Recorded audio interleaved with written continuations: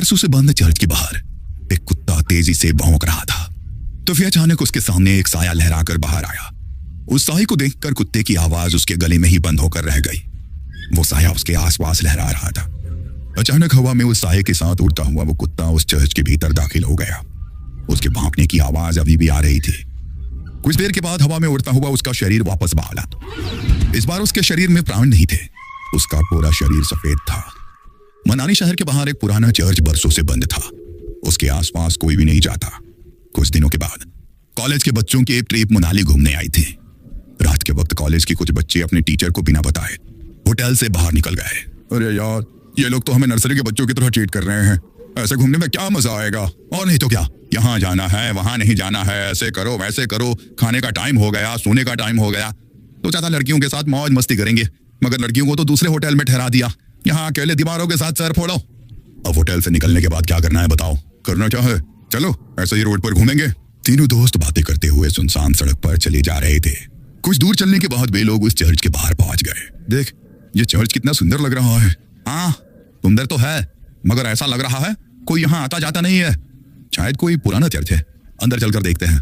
अंदर जाकर? नहीं, अभी रहने देते हैं, कल सुबह आएंगे। अरे कल सुबह? कल तो हमारे साथ प्रोफेसर वगैरह सब रहेंगे। वे लोग हमें खुद से दूर नहीं जाने देंगे। अभी चलते हैं ना, रात या दिन क्या फर्क पड़ता है। हाँ, वैसे भी हम लोगों के पास मोबाइल में टॉर्च तो है। बोरिंग सी ट्रिप में थोड़ा सा एडवेंचर हो जाएगा। मनदीप का मन नहीं था, मगर रोशन और जतिन के कहने पर वो उन लोगों के साथ उस चर्च के भीतर दाखिल हो गया। चर्च के अंदर जगह जगह जाले लगे हुए थे। जैसे ही मोबाइल की लाइट से उस चर्च के भीतर थोड़ी सी रोशनी हुई, चमगादड़ ऊंट पे हुए चर्च के बाहर निकल गया। लगता है ये बहुत टाइम से बंद है, तभी तो चमगादड़ ने यहाँ पर डेरा जमा लिया। यार, मुझे यहाँ की वाइब्स कुछ ठीक नहीं लग रही है, हम लोग चलते हैं। कहते हुए मनदीप पलटकर दरवाजे से बाहर निकलने वाला था, तभी उसके पैर किसी ने पकड़ लिए। वह जोर से चीखा। क्या हुआ? मेरा पैर किसी ने पकड़ लिया है। ये क्या कह रहे हो? कहते हुए उसने अपने मोबाइल का टॉर्च मनदीप के पैर की तरफ दिया तो वहां पर रस्सी थी। उसे देख दोनों हंसने लगे। तेरा मन नहीं था ना आने का, इसलिए तू रस्सी से भी डर रहा है। कुछ नहीं, अंदर चलकर देख, यहाँ का आर्किटेक्ट कितना अच्छा है। कहते हुए वो उसका हाथ पकड़कर उसे अंदर ले गया। वे तीनों चर्च घूम ही रहे थे कि अचानक चर्च की लाइट जलने बुझने लगी। अरे, यहाँ पर लाइट कैसे आ गई? मुझे कुछ ठीक नहीं लग रहा, हम लोग यहाँ से चलते हैं। कहते हुए वो अपने दोनों दोस्तों के हाथ पकड़कर दरवाजे के पास गया, मगर अचानक दरवाजा बंद हो गया। तीनों दरवाजा खोलने की कोशिश कर रहे थे, मगर दरवाजा नहीं खुल रहा था। अरे, ऐसे कैसे हो सकता है? अभी तो ये दरवाजा खुला था, किसने बंद किया? प्लीज हेल्प, हमें डराने की कोशिश मत करो। कोई और रास्ता होगा यहाँ से निकलने का, ढूंढकर वहां से निकल जाते हैं। कहते हुए जतिन जैसे ही पलटा, दहशत के कारण उसकी आंखें फटी की फटी रह गई। उसने देखा उसके सामने एक नंग खड़ी पिग से वो अपनी बड़ी बड़ी लाल आंखों से उन लोगों को घूरने लगी। ये क्या बोला? भागो यहाँ से। जैसे ही मनदीप ने उन लोगों को भागने को कहा, वो नन धुआं गई। अब ये कहाँ गई? रोशन और मनदीप उसे इधर उधर ढूंढने लगे। तभी अचानक उन्होंने देखा कि जतिन जमीन पर रेंग रहा था। उसकी आंखें नन की तरह ही लाल थी, चेहरा पूरा सफेद और हाथ पैरों की चमड़ी जली हुई।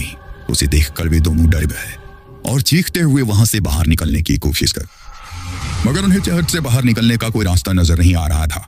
दोनों डर कर एक कोने में खड़े थे। जतिन तेजी से छिपकली की तरह रहता हुआ उनकी तरफ बढ़ा और उन लोगों को देख अपनी जीभ लपलपाता रहा। कभी जतिन का चेहरा नजर आता तो कभी उस नन का। हमने तुम्हारा क्या बिगाड़ा है? छोड़ दो हमारे दोस्त को, हमें यहाँ से जाने दो प्लीज, हमें यहाँ से जाने दो, हम कभी यहाँ नहीं आएंगे। कहते हुए मनदीप ने उस नन के आगे हाथ जोड़ लिए। नन उसे देख मुस्कुराने लगी।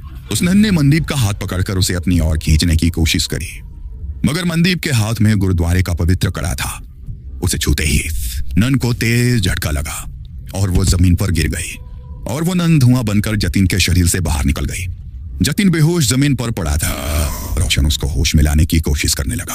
जतिन, जल्दी उठ जा, हमें यहाँ से निकलना होगा। जतिन प्लीज उठ जा। तुम लोगों को क्या लगता है कि तुम लोग इससे बच सकते हो? नहीं, तुम लोग अब उसके शिकार हो।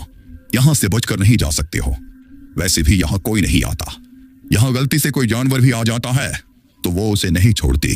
फिर तुम लोग तो इंसान हो, तुम लोगों का मरना तय है। मगर ना जाने क्यों मुझे आज ऐसा लग रहा है कुछ अलग होने वाला है। फादर कुछ और कह पाते उसके पहले उसने रोशन का गला पकड़ लिया। उसकी सांसें घूटने लगी। वो कातर नजरों से मनदीप की तरफ देखकर चिल्लाकर बोला, मनदीप चले जाओ यहाँ से, भागो। तुम्हारे पास गुरुद्वारे की पवित्र शक्ति है, यह तुम्हें कुछ नहीं कर सकती है, भाग जाओ। मैं तुमको छोड़कर कहीं नहीं जाऊंगा, मैं कह रहा हूं ना, तुम चले जाओ यहाँ से, चले जाओ। रोशन बार बार उसे जाने के लिए कह रहा था, मगर नन की पकड़ उसके गले पर तेज हो गई। उसके नाखूनों से उसके गले में गड्ढा हो गया। गले से बहते हुए खून को वो नन जीभ लंबी कर चाटने लगी। रोशन छटपटा रहा था। मनदीप को समझ में नहीं आ रहा था कि वो क्या करे। एक और वो नन तो दूसरी तरफ उसके दोस्त। तभी उसके दिमाग में एक विचार आया।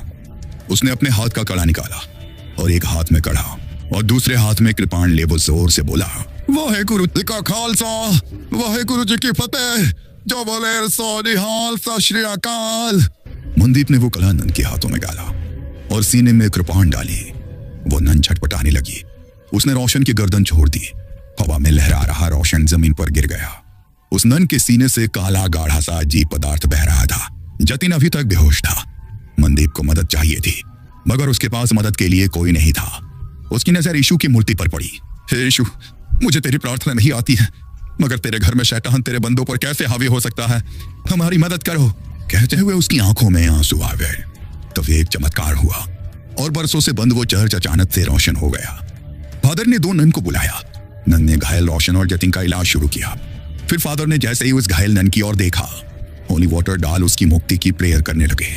देखते ही देखते वो नन की आत्मा यीशु की मूर्ति में समाहित हो गई। आज तुम्हारे साहस और सूझबूझ से बरसों से भटकती उस नन की आत्मा को मुक्ति मिल गई।